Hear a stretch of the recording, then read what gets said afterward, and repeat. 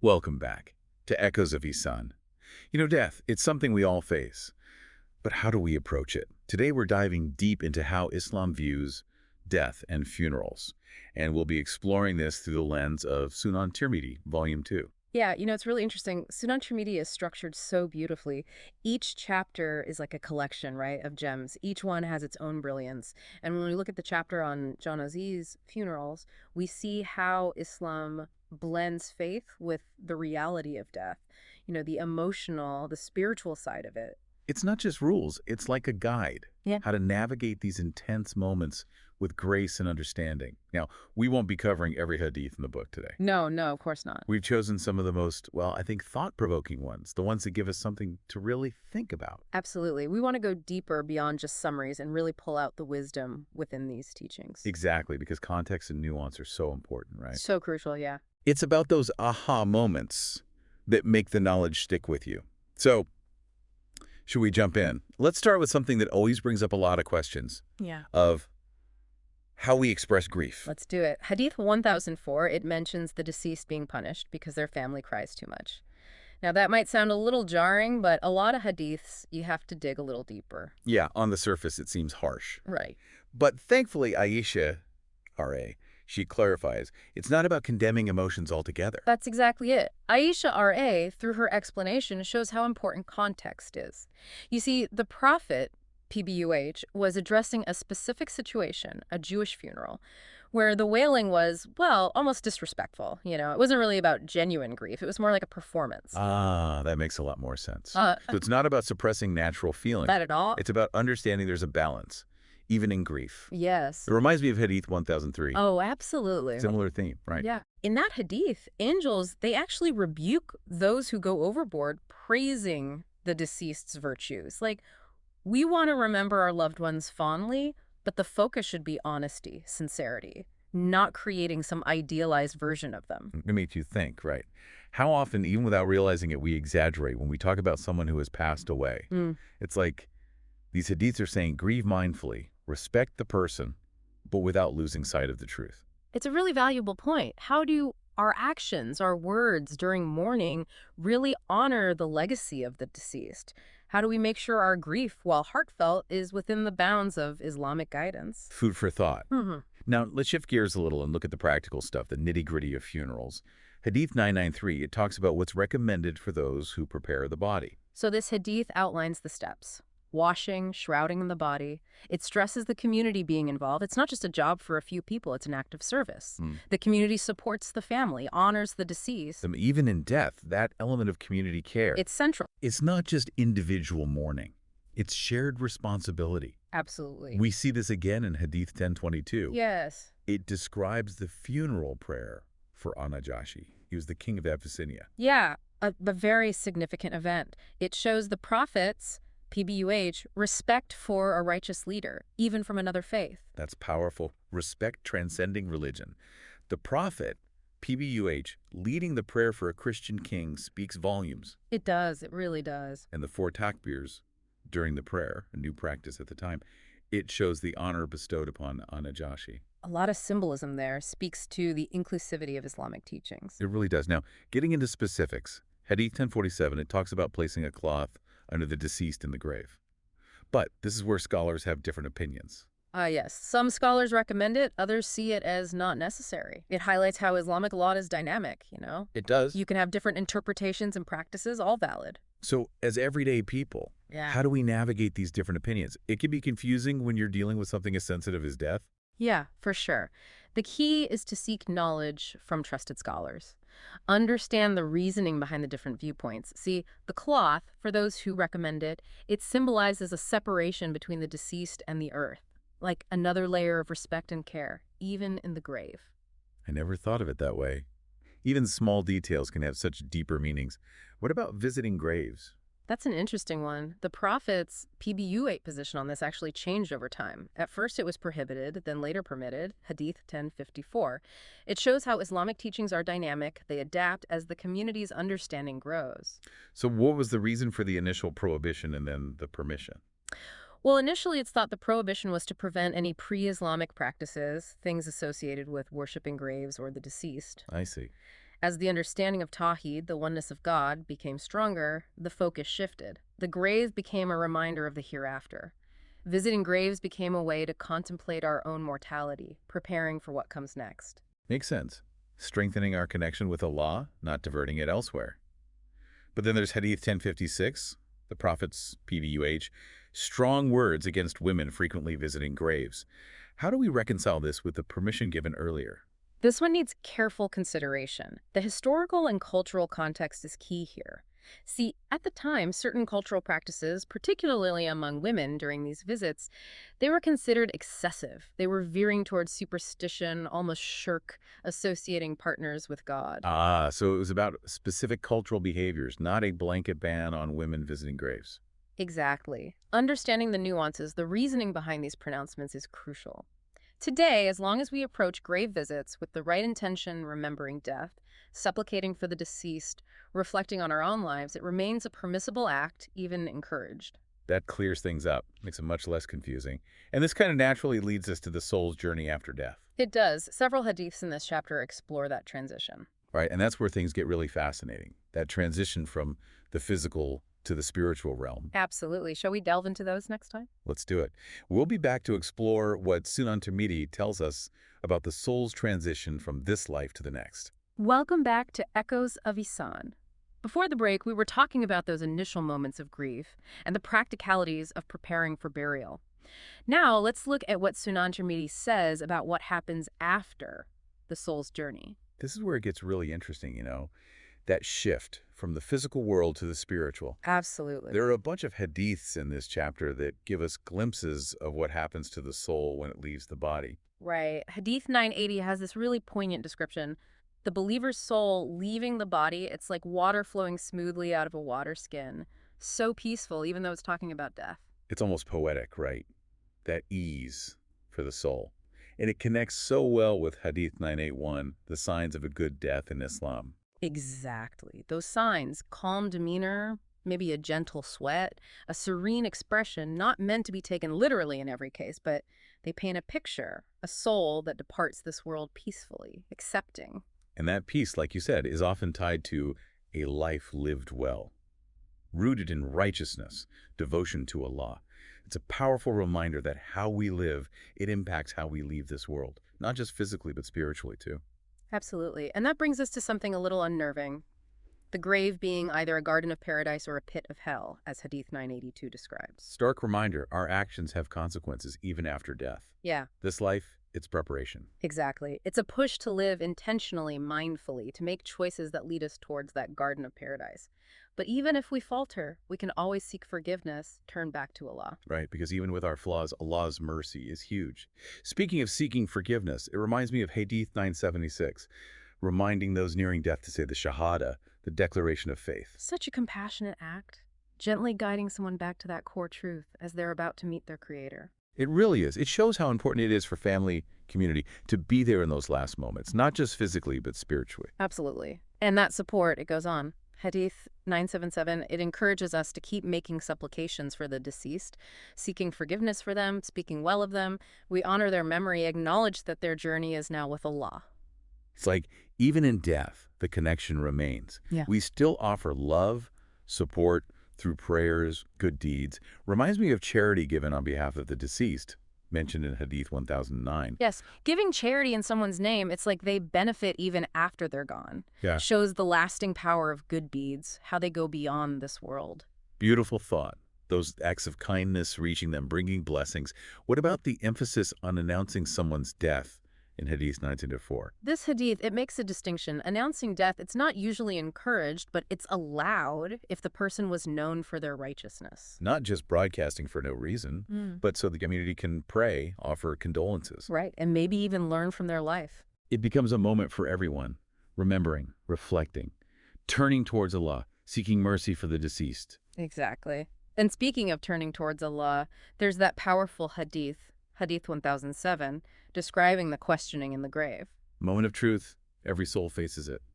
The angels asking about their Lord, their prophet, their religion. Reinforces that even after death, connection to our faith matters, our beliefs, our actions. Sobering thought, to live consciously, strive for righteousness, strengthen our bond with Allah throughout our lives. It's not meant to scare us, this questioning, but to highlight living in accordance with our beliefs, seeking Allah's guidance. Right. It's accountability, but also Allah's mercy and justice. Then there's Hadith 1008, the punishment of the grave for those who die as hypocrites, living a double life pretending to be righteous. It stresses the importance of matching our inward beliefs with our outward actions. True piety, not just for show. Allah sees our hearts. It's interesting how Sunan al Tirmidhi guides us on more worldly stuff too, wills and inheritance. Yes, Hadith 974, it stresses having a will. A Muslim shouldn't go 2 nights without a written will. Even in death, paperwork. But seriously, it shows how important it is to make sure everything's in order, wealth distributed according to Islamic guidelines. Taking care of loved ones, smooth transition even when we're gone. And Hadith 975, we can only leave 1/3 of our estate to those outside our immediate family. Why that limit? It shows the balance Islam strikes, individual choices, and social responsibility. We decide what happens to our wealth, but we have a duty to our family. This limit protects them, ensures our actions don't burden them. Even in our final wishes, we think about both our desires and our responsibility to those we care for. Exactly. Hadith 980, it describes the soul leaving the body. It compares it to water flowing from a water skin. It's quite vivid, maybe a little unsettling. Powerful image. Captures how fragile life is, how inevitable death is. It's meant to make us reflect, to remember we're mortal, and encourage us to live in a way that prepares us for that final transition. Alongside that contemplation, there's the comfort of the signs of a good death, from Hadith 981. Right. Not meant to be universal, but a peaceful demeanor, a gentle sweat, a serene smile. These things show a soul at peace with Allah.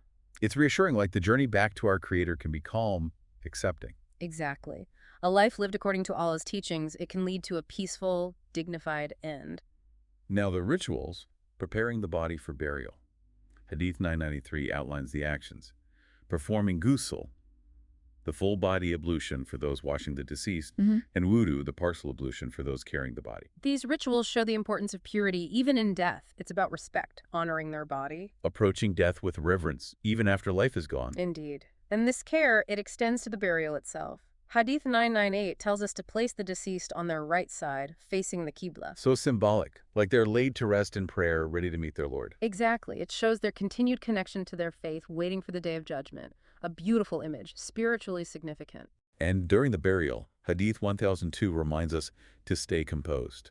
No loud crying, wailing. It's about patience, accepting Allah's decree. Grief is natural, but over-the-top displays, they can be bad for everyone, the living and the deceased. Find strength in faith, knowing true comfort comes from Allah. And talking about comfort, Hadith 1021, it's such a comfort for parents who have lost children. It really touches the heart. It talks about Allah building a house in paradise, the house of praise for those parents where their children will be waiting. It's Allah's mercy, compassion, hope amidst profound grief. Loss becomes a test of faith, a path to a greater reward. Even when we face unimaginable loss, Allah's love, His care, they're unwavering.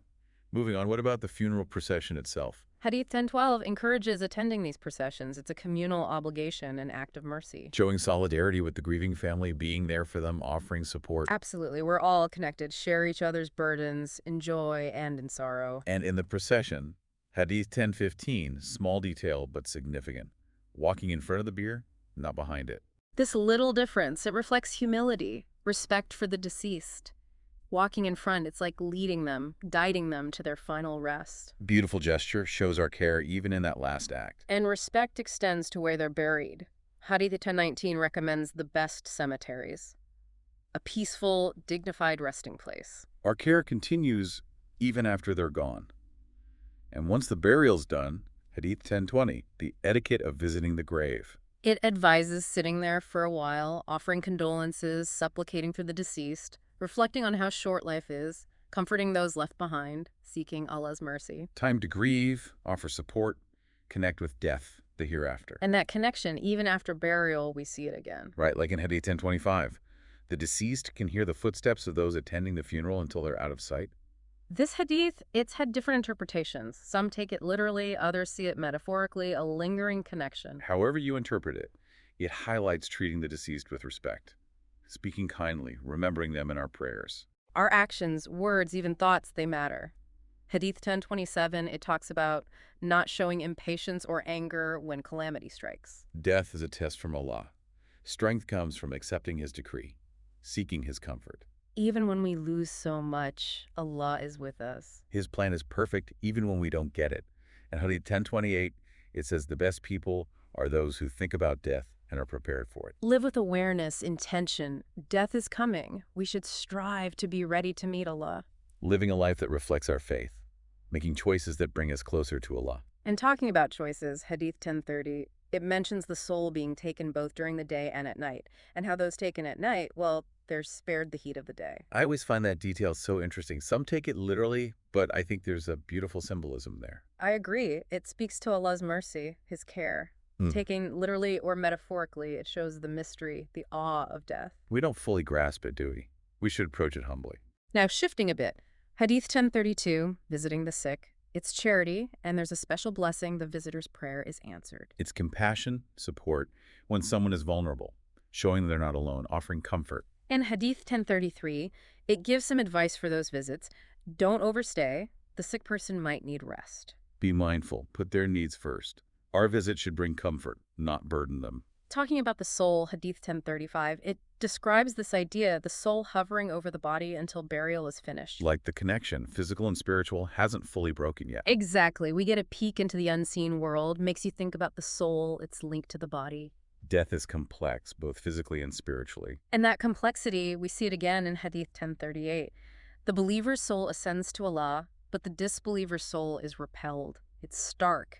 It shows the importance of living a life aligned with Allah's will. Our choices have eternal consequences. Yes, and this idea of different destinations, Hadith 1039 describes it. Righteous souls go to Ilion, a high place in paradise. Wicked souls go to Sijin, a low place in hell. It paints such a vivid picture of the afterlife. Our actions here determine our fate in the next life. It's a powerful call. Live consciously, strive for good. And then in Hadith 1040, it's like both the righteous and the wicked are shown their places in paradise and hell, a glimpse of their eternity, consequences laid bare. Live with awareness, with intention. Once the deceased is buried, Hadith 1042 encourages us to keep that connection alive through supplication, standing at the head of the grave praying for them, seeking Allah's mercy, forgiveness. An act of love, remembrance, caring for our loved ones even after they're gone. And thinking about remembrance, Hadith 1043 offers this comforting thought. The deceased recognizes those who visit, feels joy when they're remembered with good deeds. Our connection, it goes beyond this world. Even in death, it can benefit from our prayers, our actions. Heartwarming, those acts of kindness reaching them. Now, the grave itself, Hadith 1044, it's very specific how to prepare the grave. Make it spacious, create a lad, a niche for the deceased. It's that care, respect Islam shows, even in preparing their final resting place. Dignity and comfort, even in death. And that respect, it goes beyond the preparation. Hadith 1046, it says, don't step on graves, don't sit on them. But the grave is sacred, a place of rest. Treat it with reverence. Visiting graves, it's a topic with some discussion, even controversy. Hadith 1054, the Prophet, PBUH, at first banned grave visits, but later allowed them. They became a reminder of the hereafter. It shows how Islamic law adapts. Right, it adapts as the community's understanding grows. It also shows how important it is to know the context of these rulings. The ban, it was probably to stop any old practices, anything like grave worship. As Muslims understood Tawhid better, the focus shifted. The grave became a reminder of our own mortality. So visiting became a way to think about our own lives, to get ready for what's next. Exactly, but we have to have the right intention. That's key. Hadith 35, it talks about the Prophet, PBUH, condemning those who turn graves into places of worship. Our focus, it should be on Allah. Yes, our connection with Him, not towards any form of idolatry or shirk. Talking about focusing on Allah, Hadith 1057 sheds light on intercession on the Day of Judgment. People seeking it from Adam, Noah, Abraham, Moses, and finally Jesus, peace be upon them all. It reminds us of the prophets, the messengers, as intercessors. Even when we face Allah's judgment, they'll be there, asking for mercy, for forgiveness. We're all interconnected. Even in that moment of reckoning, we're not alone. Those who know our struggles, our weaknesses, they'll be with us. In this intercession, it gets personal. Hadith 2580 describes parents interceding for their children. Imagine that love, that plea. The Hadith says they'll say, "Oh Lord, he used to pray, to fast for you, forgive him." Parental love, the impact our actions have on those who care for us. We should honor our parents, strive to be righteous, our deeds can comfort them, benefit them in the hereafter. And speaking of actions that benefit others, Hadith 25:9, it encourages us to keep praying for our parents even after they're gone, honoring their memory. It says that our connection goes beyond the physical. Our prayers can reach them, bring them peace. What about those who die young? Hadith 1060, it has a comforting message for parents who've lost children. It says that any Muslim who loses 3 children won't face the fire of hell except to fulfill any oaths they made. Allah's mercy, comfort for those who grieve. Like Allah knows their pain, offers a special protection. And Hadith 1062, it's this touching image, children's souls gathered under Allah's throne, reciting tasbih, glorifying Him, asking for forgiveness for their parents. So innocent. The power of a parent's love. Even in the hereafter, children hold a special place. Now, martyrdom, often misunderstood. Hadith 1063, it lists 5 types of martyrs in Islam. It's broader than just dying in battle. Yes, it includes dying from plagues, stomach illnesses, drowning, being crushed, and of course, fighting in the cause of Allah. It's about those who die in difficult situations, through no fault of their own. Exactly. Allah's justice, His mercy, they encompass everything. Even in seemingly tragic deaths, there can be a higher purpose. And there are specific rewards. Hadith 1064, those who die from stomach ailments, they're spared punishment in the grave. Lots of interpretations for this one. Some focus on the physical illness, others on their spiritual state. It's a reminder that Allah's mercy is vast. He might ease the suffering of those facing certain trials. And trials, well, we all face them. Hadith 1065 reminds us everyone will die. It levels us all, makes us humble. Live with purpose, knowing our time here is limited. This leads us to Hadith 1066. It says not to fear death. It's a release for the believer from all the trials and pain of this world. It offers comfort to those who worry about death. For the believer, it's not the end. It's a transition to somewhere better. No more pain, suffering. True peace and happiness in the hereafter. Now let's talk about something practical. Finances, dealing with death. It often gets forgotten amidst the grief. Right. Hadith 1067, it stresses fulfilling financial obligations even in death. Debt should be paid from the estate before inheritance is distributed. Settling our affairs, clearing any debts so we don't burden our loved ones. And that fairness, it extends to inheritance too. Hadith 1068, divide the inheritance fairly. Everyone gets their due according to Islamic guidelines. Islamic inheritance laws, they ensure justice, prevent disputes.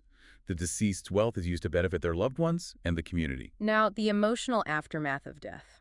Hadith 1069, it advises against too much grief, too much weeping. Find comfort, reward from Allah. It recognizes that grief is natural, but it shouldn't consume us. Find strength and faith. Real comfort, healing comes from Allah. And this seeking comfort from Allah, Hadith 1070, it says to offer condolences to the family. Remind them of Allah's mercy, forgiveness. Coming together as a community, offering support, comfort. They're not alone. Empathy, compassion, shared humanity. As we wrap up this part, let's look at Hadith 1071. It gives a detailed account of what happens to a believer after death. Questioning by angels, the grave expanding, peaceful sleep until the day of judgment. It highlights accountability and mercy in the hereafter. Death is not the end. It's a transition. Our actions here have consequences there, but Allah is merciful. He has prepared a peaceful place for those who believe and strive to live righteously. This theme of accountability, it continues in Hadith 1072. 3 things follow a person after death: family, wealth, and deeds. And only deeds go with them to the grave. It shows that worldly things, attachments, they're temporary. Our actions, that's what truly matters. Focus on Allah. Live a life of virtue, good deeds. This life prepares us for the next. Welcome back to Echoes of Ihsan. We've been talking about death, funerals, heavy stuff. But life goes on, right? It does, and it's interesting how Sunan al Tirmidhi shifts now to marriage and family, new beginnings. It is. It's a beautiful transition, and in this chapter you see how Islam blends tradition with the changing world, honoring marriage but recognizing things change. Hadith 1088, it talks about celebrations during marriage, what's allowed, what's not. It distinguishes between what's lawful and unlawful. Music, festivities, they're allowed at weddings. Islam strikes that balance, enjoyment, celebration, but within the halal boundaries. So it's not about being strict, somber. No, not at all. It's channeling joy, but within Islamic principles. Exactly. Marriage is a happy time, 2 souls uniting. Islam wants us to celebrate that. Hadith 1089 takes it further, publicize the marriage, even hold it in the masjid. That sense of community is strong. Definitely. Marriage isn't just a private thing. It affects the whole community. Making it public, inviting everyone, it's like a collective blessing. Weaving that new union into the fabric of the community, and Hadith 1090, inviting everyone to the feast, rich or poor, doesn't matter. Generosity, hospitality, key Islamic principles, breaking down social barriers, welcoming everyone, sharing blessings, creating unity. Beautiful.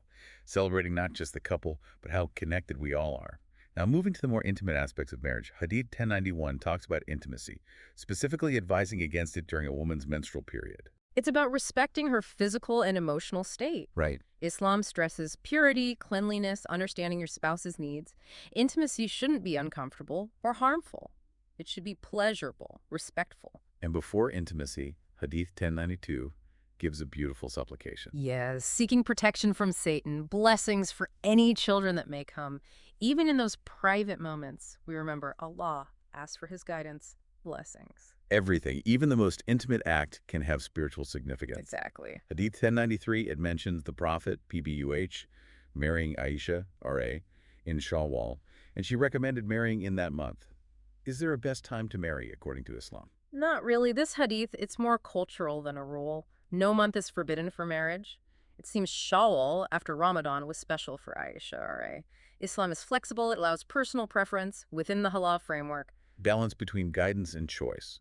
Hadith 1094, it encourages having a walima, a wedding feast, even a simple one. Marking the occasion, even modestly. Sharing a meal strengthens bonds, brings blessings. It announces the marriage to the community. Hadith 1095 then says those invited should honor the invitation, attend the feast. Keep your promises. Show respect. Strengthen those social ties. Our presence matters. It adds to that sense of community, support. Then Hadith 1096 gives us the other side of that coin. Don't attend a feast if you're not invited. Respect boundaries, right? Basic courtesy. Makes sense. Hadith 1098 then addresses a type of marriage that was common before Islam, marrying for a set period of time. Nikah muta, strictly forbidden in Islam. Marriage is meant to be permanent, a lasting bond. It's the foundation of a family. Commitment, stability, a journey together, not something temporary. Exactly. And that strong foundation, it starts with choosing the right person. Hadith 1099 advises choosing a woman who is religious, has good character. Inner qualities matter most: piety, compassion, more than outward appearance. Those are the building blocks of a strong marriage. Mutual respect, shared values. Hadith 1100 encourages marrying a virgin. I know this is a sensitive topic. It is. We have to see it in its historical context. Virginity was highly valued then. It doesn't judge those who aren't virgins.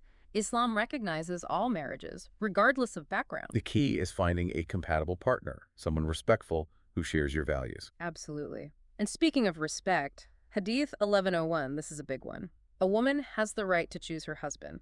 No forced marriages. Free will, consent, central to Islam, especially in marriage. Yes, marriage is a partnership. It has to be based on agreement, respect. Hadith 1102 takes it further. A woman can choose her own wali, her guardian for the marriage. It doesn't have to be a close relative. She chooses someone she trusts, someone who represents her. It's empowering. She has more control.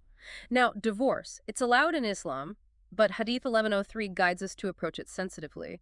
Don't divorce a woman during her period. Avoid harm.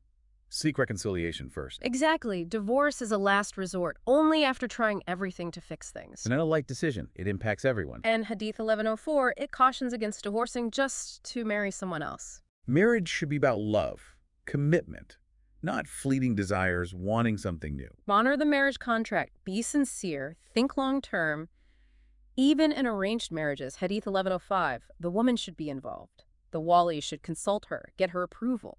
She has a voice, a right to consent. Absolutely. Hadith 1106 goes further. A father can't stop his daughter from marrying someone she wants as long as he's a good person, compatible. It challenges those cultural norms where fathers have all the power. The woman's happiness, it matters. Hadith 1107, it talks about dowry. Don't ask for too much. Keep it simple, moderate. Fairness, justice. The dowry shouldn't burden the husband. It sets the marriage on a good financial footing, avoids conflict. Right. Hadith 1108 then talks about a woman who's been married before. Her consent is essential. It doesn't matter that she was married before. All women have the right to choose. Respect, dignity is for everyone. Their choice matters most. Hadith 1109, it forbids proposing to a woman who's already engaged. It recognizes that potential for hurt, for broken promises. Be ethical. Uphold commitments. Don't do things that could cause pain to others. Act with integrity, respect. Hadith 11:11 then says you can't be married to a woman and her aunt at the same time. Clear boundaries, right? Some relationships just don't work with marriage. Keeping the peace, avoiding conflicts within the family. Hadith 11:12 then moves to a more personal level. Don't talk about your intimate life with others. Marriage is sacred. It's built on trust. Protect that intimacy. No gossip, no sharing things that could hurt your spouse. Discretion, confidentiality, they're essential. Hadith 11:13 discourages having relations where others can see. Modesty, privacy are important. Respect for the marriage, for each other. Hadith 11:14 forbids anal intercourse. Intimacy should be healthy, respectful, both physically and emotionally. Right. Jealousy, it's natural. But Hadith 11:15, it says don't let it consume you. Don't let it lead to suspicion, mistrust. Unchecked jealousy, it can ruin a marriage. Talk to each other, understand, build trust. Address those concerns, but constructively. Don't let jealousy fester. Hadith 11:16, it's a reminder to respect boundaries.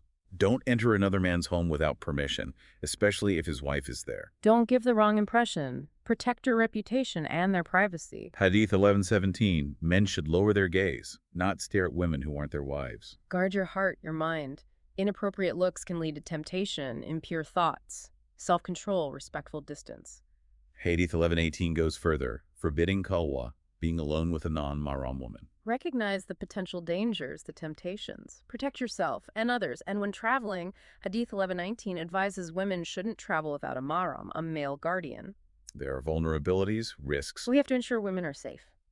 and how we present ourselves matters too. Hadith 11:20, women should dress modestly, cover their awrah. It protects their dignity, helps prevent unwanted attention. Modesty, decorum, for both men and women, it's important in Islam. Hadith 11:21 says men should also lower their gaze. Our actions, thoughts, they're linked. We have to guard ourselves from what's a haram. Now, polygamy. Hadith 11:22 allows it. A man can have up to 4 wives, but big condition. He has to be just, fair to all of them. Yes, very important. We have to understand this in context. Polygamy was common then, but Islam sets strict guidelines. It's not just about fulfilling desires, it's about protecting the rights of everyone involved. A huge responsibility. Hadith 11:23 forbids backbiting, speaking badly about your wives. Be kind, respectful, build harmony. Create a positive home where love, respect are the foundation. Hadith 11:24 says husbands should be sensitive to their wives' feelings. Don't cause emotional distress. Your marriage is a partnership. You care for each other, understand each other. Support each other. And Hadith 11:125, it says a husband cannot hit his wife in the face. No domestic violence. Physical harm is never okay in a marriage. A marriage should be safe, loving, no abuse, no aggression. Hadith 11:26, husbands should provide for their wives financially. It recognizes her right to security, support. The husband contributes to the family's well-being. Both partners contribute. But it's not just money.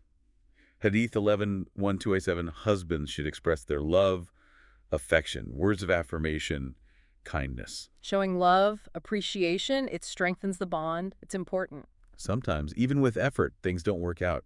Hadith 11:28 says you can't divorce without a valid reason. The marriage contract is serious. Try to reconcile. Divorce, it should always be the last option. It's not a decision to take lightly.